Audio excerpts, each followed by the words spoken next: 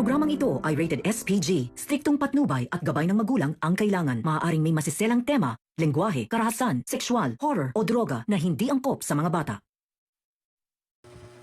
Lumutang na ang eyewitness na si Ate Evelyn para ituro kung sino talaga ang killer ni Atty. Meredith. Alamin natin. Welcome back sa aking channel, mga kaganapan sa Lilet Matias. Maagang nag-ayos si Lilet dahil magkikita silang dalawa ni Eira. Inimbitahan din kasi si Lilet sa Keystone para magdesisyon sa pagtatalaga ng bagong mamamahala sa Keystone. Dahil sa biglaang pagkawala ni Atty. Meredith, hindi raw pwede na iudlot ang pagkuha ng bagong mamamahala sa Keystone dahil marami silang trabaho na malalaktawan. Kinausap nila Tinang Ses si Lilet na baka po pwede ay magpahinga muna saglit si Lilet dahil may natitira pa naman raw na kaunting minuto si Lilet. Nilutuan ng beshi niya si Lilet ng pagkain pero tinanggihan yon ni Lilet. Sa Keystone na lang raw kakain si Lilet. Kinausap siya ng mga kamag-anak niya na po pwede daw na umiyak si Lilet at magluksa sa harap nila. Huwag daw sarilihin ni Lilet ang nararamdaman niya. Nalilito raw si Lilet, pero dito na bumuhos ang luha niya.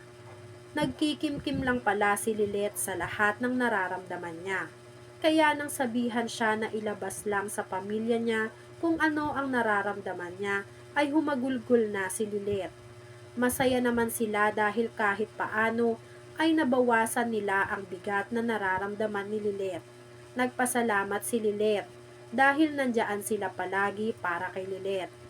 Sa Keystone, masayang masaya si Calorena at CRD dahil mataas ang kumpiyansa ni CRD at Calorena na si Constantino ang papalit sa pwesto ni Atty. Meredith.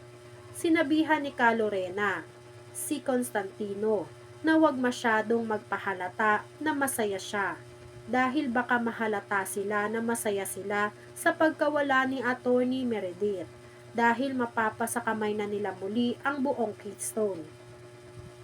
Nagumpisa na ang meeting ng lahat ng attorneys sa Keystone. Wala pa rin si Eira at si Lilet. Kinumpirma ni Atty. Spanky na pupunta raw si Lilet at si Eira. Pero hanggang ngayon ay hindi pa sila dumarating sa Keystone. Sinimulan nila ang botohan kahit na wala pa ang magkapatid na si Eira at si Lilet. Sinabi ni Atty. Spanky na ninonominate niya ang sarili niya sa pagpapalit sa posisyon ni Atty. Meredith bilang siya naman ang nag-iisang kasundo ni Atty. Meredith, bagay na tinutulan ni Constantino.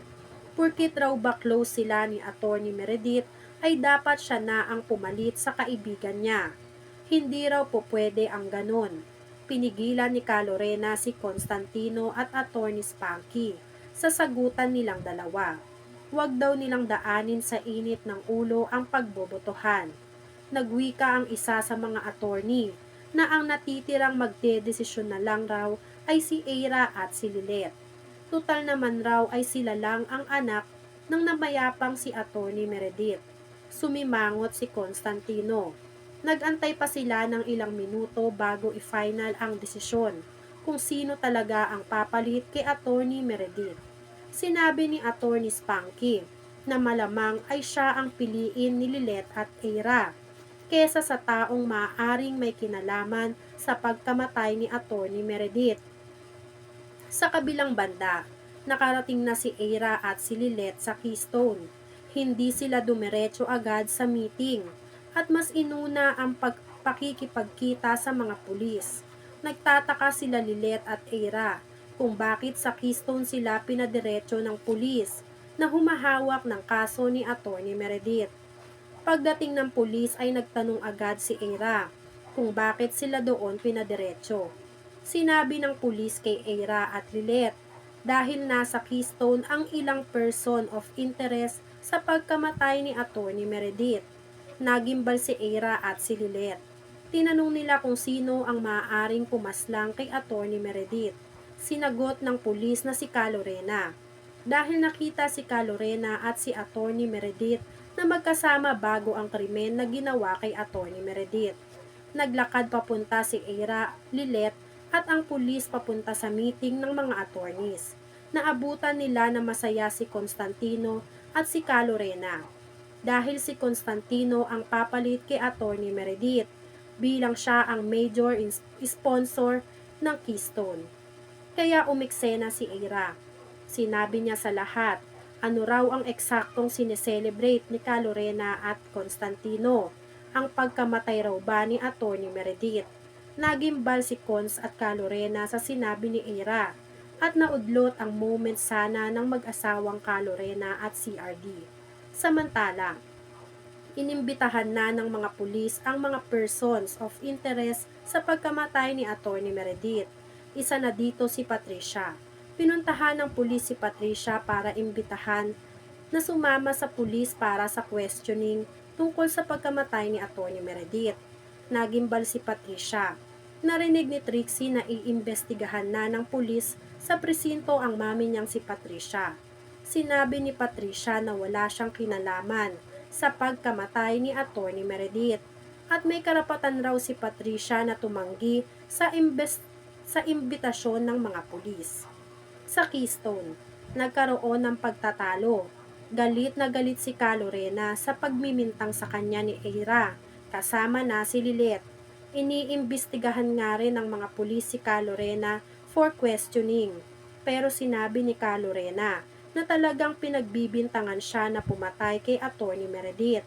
At naniniwala raw si Lilet na may kinalaman talaga si Calorena sa pagkamatay ni Atty. Meredith. Sumagot si Lilet. Alam raw ni Calorena na hindi tinitignan ang dugo at relasyon kapag hustisya na ang pinag-uusapan.